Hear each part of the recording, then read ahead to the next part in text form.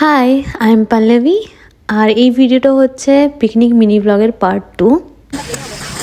এটা কত দেরি লাগবে মনে হচ্ছে? এটা আমি বলতে পারবো না, এটা ও জানে। This is my process. আর কি লাগবে? আর মাটনটাও মিক্সি রস দিদি কষা একটু মাটনটা আমার এই ফ্রেন্ডের লাস্ট রিয়াকশানটা খুবই ভয়ানক ছিল, কারণ আমি একটু ভুল করে ফেলেছিলাম। তাই যাই হোক, তবুও যতটুকু পেরেছি সবাই মিলে হেল্প করে দিয়েছি। রান্নার দায়িত্বটা ওই নিয়েছিল। মিষ্টিগুলোর এরকম অবস্থা হওয়ার একটাই কারণ, আমরা চিনি কিনতে ভুলে গিয়েছিলাম ফ্রাইড রাইসের জন্য।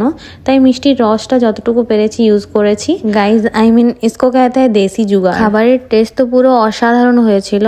আর তারপরে লাস্টে আমরা 3 জন কাজের মাসি হয়ে গেছিলাম। আমাদের পিকনিক বাস 2025 এর পিকনিক কমপ্লিট। ঠিক আছে, না আমি পড়ে যাব, মশাই পড়ে যাব, কিছু বলবে না। আমি পড়ে যাব, আমি হিল পড়ে যাব। ওলা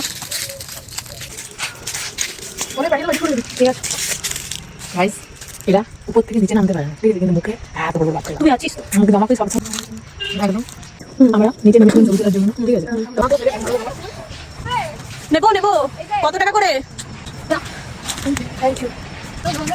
চলো টাকা গাইস, ফিনিশ। এই গাইস এখানে দিয়েন। ও এখন তো এন্ড হচ্ছে না, এন্ড হয়।